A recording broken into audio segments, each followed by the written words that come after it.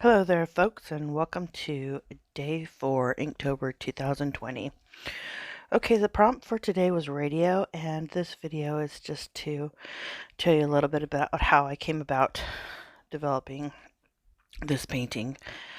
So, as you know, in preparation for Inktober 2020, I made some DIY clear gesso so that I could reuse some past artwork as underpaintings. I've just been wanting to explore that, and so I've done that twice, I think, in this October, and this is one of those times. So I chose this painting because I wanted the floral kind of section to be in the background on the radio. So kind of the idea with these underpaintings, past artwork as underpaintings, is that I would do some negative painting, the painting around the object, and kind of let the underpainting come through randomly as the foreground of the painting, and then maybe scratch in some texture. And so that's what I'm doing. And so I decided to use Neo colors and see how that would work if it would cover the underpainting, which it didn't quite, but lesson learned, right? So normally I go in with mere minimum of a plan, but here I did work out the composition on my cell phone. You can see that in the top left.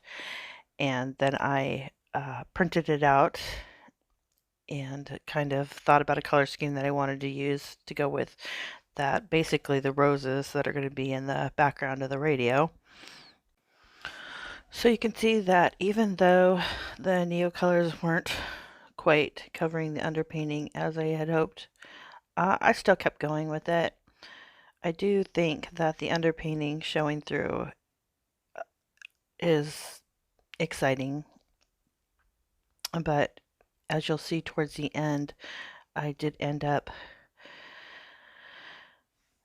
utilizing some white gouache just to make it a little bit more opaque.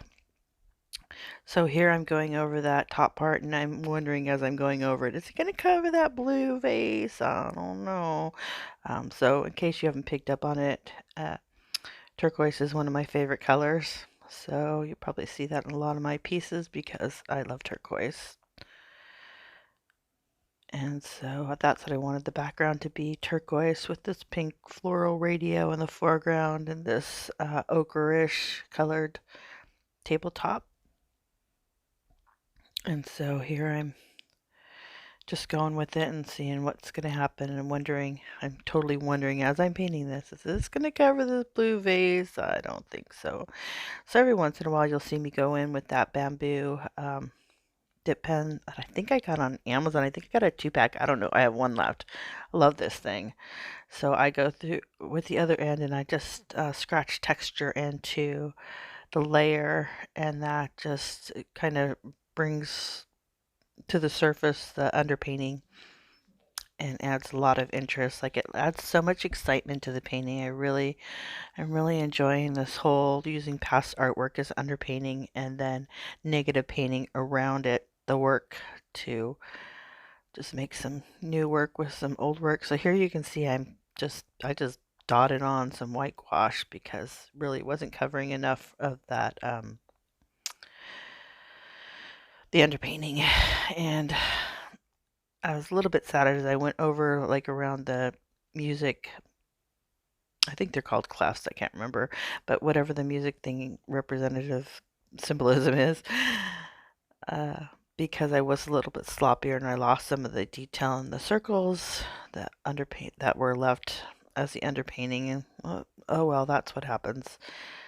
But the white gouache did lighten up the painting quite a bit, and then also did cover up that underpainting a little bit better, made it a little more opaque.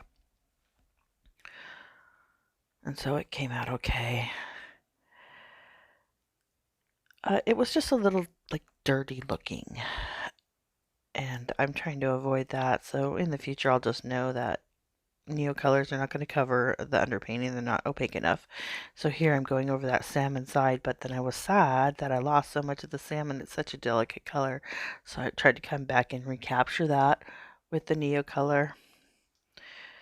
And I could have did the whole thing in gouache, and that probably would have been a better solution, but I love these Neo colors, so that's what I wanted to use. So yeah, I'm liking the way it's coming out. I really envisioned the face front of this radio being that rose that was in the original painting that I used as an underpainting, and so that part came out just sublime. I love it so much. And then scratching through the texture on the underpainting, that worked out really great. My two favorite elements of this finished piece, when you see it done, is um, the rose faceplate on the radio. I just love the colors, and I mean, there's no way I could ever have developed or painted that. That's totally because I painted over an old painting and left that old painting in that section. And the same thing with the music symbolism. There's some really pretty pinks in there from the old roses that were in that original painting, and I love that. And the other thing that's my favorite is the uh, music, the white swirling music coming out of the radio. Maybe not quite in there yet, but you'll see it towards the end, or you'll see it in the finished painting. Those are my two favorite elements of this painting. Thank you so much for watching. The name of this painting is White Noise, and it's named after that white music coming out of the radio. As always, if you've enjoyed this demonstration, please like, subscribe, blah, blah, blah, blah, blah, blah, blah. Everything you do on social media costs you nothing, means a lot on the internet. Thank you so much. This painting is called White Noise, Day 4, Inktober 2020. Thanks. Bye.